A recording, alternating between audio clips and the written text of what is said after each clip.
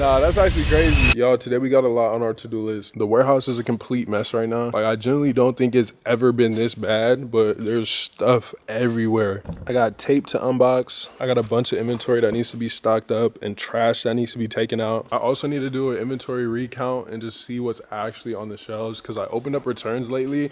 And once you start doing returns, things get a little complicated with inventory. This whole entire shelf is nothing but return items, exchange items, return to sender. If I'm being honest with y'all, handling returns is an absolute headache. But I've been doing such high volume over these past 4 to 5 months. It's just a smart business move for me to try to satisfy and retain as many customers as possible. The store is super healthy right now. Just to give you guys some perspective, it's July 15th, so we're halfway through the month. And we're currently at 33K in sales. So yeah, the store's super healthy right now. We're averaging anywhere from like 2K to 2.3K per day. And we're on track for another 70K month. Later in this video, I'm gonna tell you guys exactly how I was able to get to this point. But before we jump into anything, I'm about to take you on a side quest with me because I gotta go make a special delivery.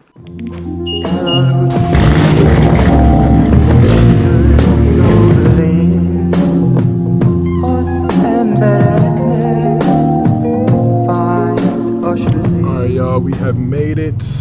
I'll put some stickers in there for you too. Cool, bro? I appreciate you. I rarely do in-person drop-offs, but anytime I do, it's always a great experience. Being able to see people's reactions firsthand to my brand, that feeling is unmatched. Like, especially when you got somebody wearing your brand and you get to see them in person wearing your brand. All my brand owners know, if you're a brand owner watching this, damn, take a shot every time I say brand.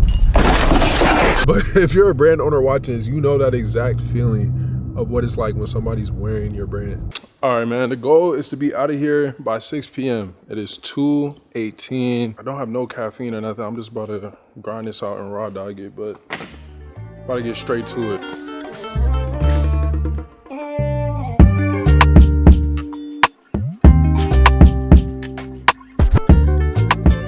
Yo, we got lunch. I just got a pizza delivered, spawned in some Domino's. Warehouse is coming along real good. Swept up all the trash.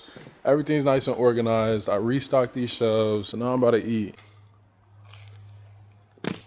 All right, I'm sure by now, a lot of y'all are wondering how I was able to build up this business and live this life that I live at 20 years old. There's really no secret to all of this. I've documented my whole entire journey. I've always envisioned getting myself to this point.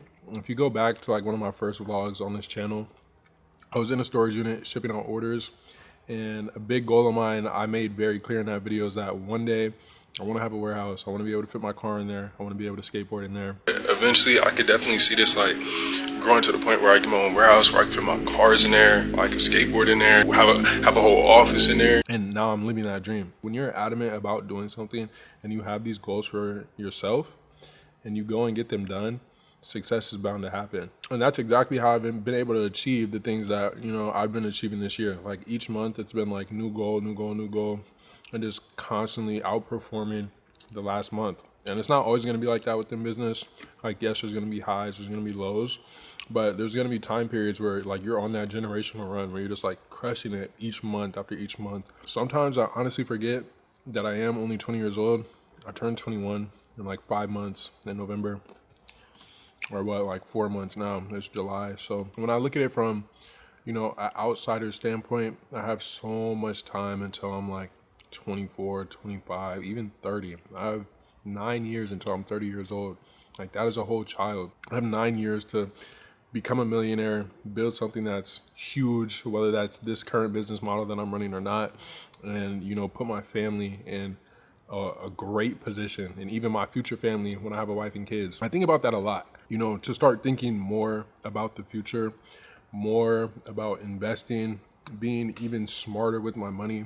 As much as I work, I do enjoy the freedom to be able to not work. Like yesterday, I literally sat in my bed all day, and it reminded me that I had that luxury to not have to call a boss and tell him I'm not feeling well. I need to call out. I need to use my sick time.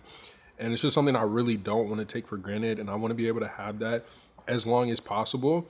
And investing is going to allow me to do that. I was literally going to go buy a very expensive car. But for me, it was one of those things where I realized like, yeah, it's going to be cool now.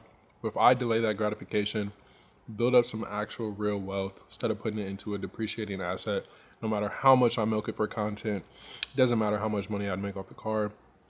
Generally, I don't want to be that guy. Anyways, I got a little bit off topic, but the real honest answer and the truth to how I was able to get to where I'm at today is I genuinely just believed that this was going to be my reality, because nobody else is going to believe in you more than you believe in yourself.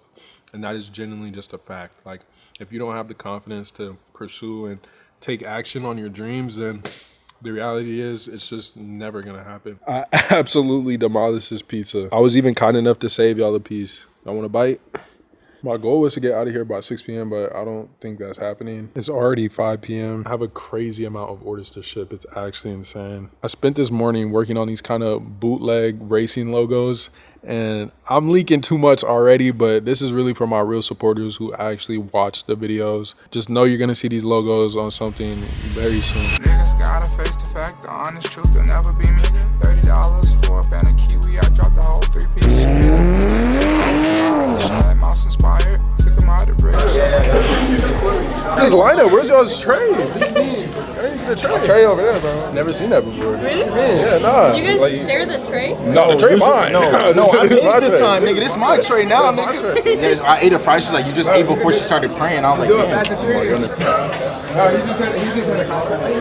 All right. Heavenly Father, thank you for bringing us all together. Please take this food and make that nourishment for our body. And make sure everything goes safe and well for our well-being.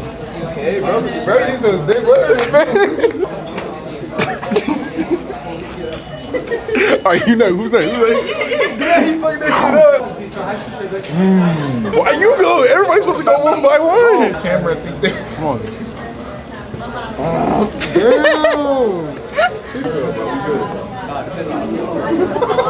I bet you do like the bumper. These two have been beefing for the past like 3 hours about who's gonna get a super next, who's gonna be the best on YouTube. I love to see it though. It's some friendly competition. I love to see it. Look. That's ready to close on top. Small still fading. Hey, we need a final.